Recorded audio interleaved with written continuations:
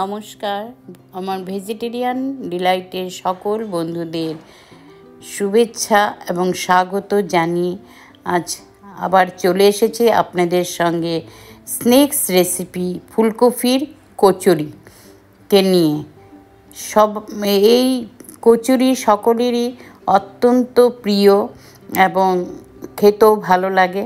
Evening snacks বা যে কোনো সময় খেতে পারেন। শীতের ফুলকপি দিয়ে ফুলকপির কচুরি আজকে আমি তৈরি করে দেখাবো আপনাদেরকে। খুব বেশি কঠিন নয়, খুব সোজা, খুব বেশি জিনিসেরও প্রয়োজন হয় না, কিন্তু খেতে টেস্ট দুর্দান্ত। তা আমি এখানে কিছু ছোট ছোট করে ফুলকপি কেটে নিয়েছি, আলু কেটে নিয়েছি। আমি কোনোটাই বয়েল করব না, ভালো করে ধুয়ে পরিষ্কার করে ছোট ছোট করে কেটে নিয়েছি 1 বাটি পরিমাণের কড়াইশুঁটি।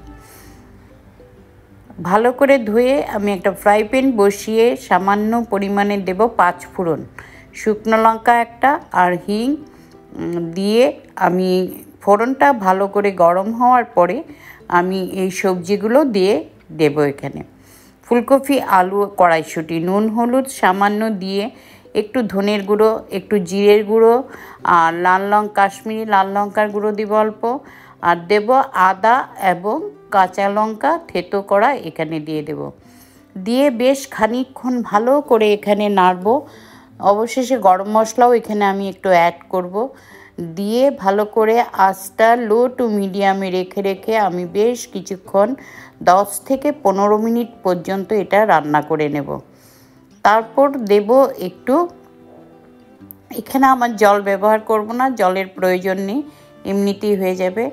দেব ধনেপাতা ফ্রেশ কুচানো দিয়ে ব্যাস আমার পুরটা এখন তৈরি হয়ে গেছে। এখন আমি চলে যাব এই কচুরি বানানোর জন্য ডোটাকে তৈরি করতে। এখানে আমি নিয়েছি 1/2 কেজি ময়দা। নিয়ে ভালো করে ময়দাটাকে একটু চেলে একটু জোয়ান হাতে ঘষে নিয়ে দেব। ডাইজেশনের জন্য জোয়ানটা খুবই ভালো। সামান্য পরিমাণের দেব একটু নুন প্রয়োজন অনুসারে, আর দেব মিডিয়াম চামচে আমি দেব প্রায় বড় চামচই বলতে পারেন, এটাতে দেব 3 চামচ পরিমাণের কুকিং অয়েল বা সাদা তেল, সানফ্লাওয়ার। ভালো করে দিয়ে আমি একটু আলতো হাতে এটাকে একটু ভালো করে মেখে নেব, মিশিয়ে নেব। এই তেলটা একটু বেশি পরিমাণে দিয়েছি, কেন কচুরিটা খাস্তা হবে তাই।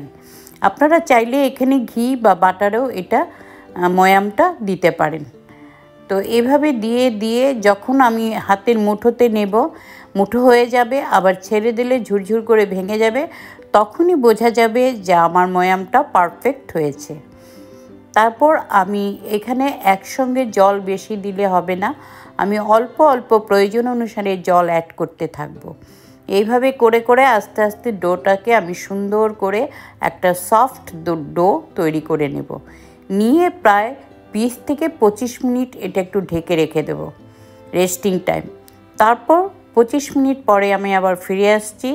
আবার ডোটাকে একটু ভালো করে ঠেসে নেব, নিয়ে তারপর এখান থেকে আমি লেচি করে নেব। গোল গোল করে লেচি করে তারপর এক একটা লেচিকে বাটির মতো শেপ করে নেব। শেপ করে তারপর আমি যে পুরটা তৈরি করে রেখেছিলাম চামচ দিয়ে, আমি এখানে এই পুরটা দিয়ে দেব। এইভাবে পুরটা তৈরি করলে কি হয়, খেতেও ভীষণ ভালো লাগে, আর কড়াইশুঁটি কামড়ে পড়বে, সেটাও খুব মজার ব্যাপার। তো যাই হোক, এইভাবে পুর ভরে আমি সুন্দর করে গোল করে ছোট ছোট করে সুন্দর করে রাখবো। তারপর আমার এই কচুরিগুলো সব তৈরি করা হয়ে গেছে। আর এরই মধ্যে আমি একটা কড়াই বসিয়ে রেখেছিলাম গ্যাসে, মিডিয়াম টু লো আঁচে দিয়ে। তেলটা খুব বেশি গরম হলেও চলবে না, মিডিয়াম থাকবে। তারপর আমি একটা দুটো করে আস্তে আস্তে এরকম দিয়ে ভেজে নেব।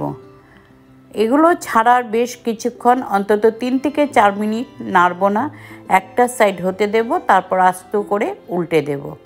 গোল্ডেন ব্রাউন হওয়া পর্যন্ত আমি দুটো সাইডকে ভালো করে নিয়ে তারপরে আমি তুলে নেব।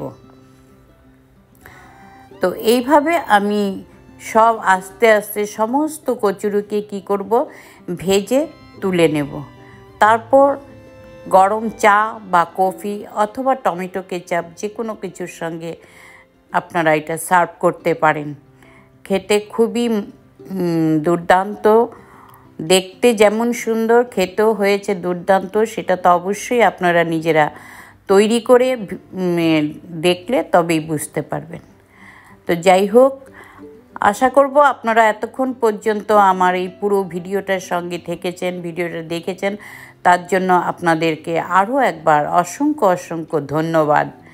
আর ভিডিওটা দেখে যদি ভালো লাগে অবশ্যই একটা লাইক, শেয়ার এবং কমেন্ট করবেন। কমেন্ট করে কীরকম লাগলো আমাকে নিশ্চয়ই জানাবেন।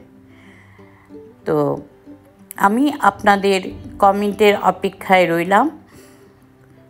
আর এইভাবে চ্যানেলটিকে সাবস্ক্রাইব করবেন, পাশে থাকবেন। আর নিত্য নতুন এরকম ভিডিও পাওয়ার জন্য অবশ্য পাশে থাকা বেল আইকনটাকে ক্লিক করে দেবেন। তাহলে আমি যখনই যা নতুন কিছু আপলোড করব সেটার নোটিফিকেশন সহজেই আপনাদের কাছে চলে যাবে। তো বন্ধুরা, আজ আসছি, আপনাদেরকে আরও একবার অসংখ্য ধন্যবাদ। আপনারা ভালো থাকুন, সুস্থ থাকুন। দেখা হচ্ছে খুব শিগগিরই পরবর্তী সুন্দর একটা রেসিপির সঙ্গে আপনাদের সাথে। এই কচুরিগুলি খুব ক্রিস্পি হয়েছে, খুব ক্রাঞ্চি হয়েছে, খেতেও হয়েছে দুর্দান্ত টেস্ট। আমরা নিশ্চয়ই এখন সার্ভ করেছি, এটাকে এখন টেস্ট করব। তো ধন্যবাদ এতক্ষণ পর্যন্ত আপনারা ধৈর্য ধরে আমার এই ভিডিওটা দেখার জন্য এবং আমার এই কথা আপনারা শোনার জন্য অসংখ্য আরও একবার ধন্যবাদ। Thank you so much.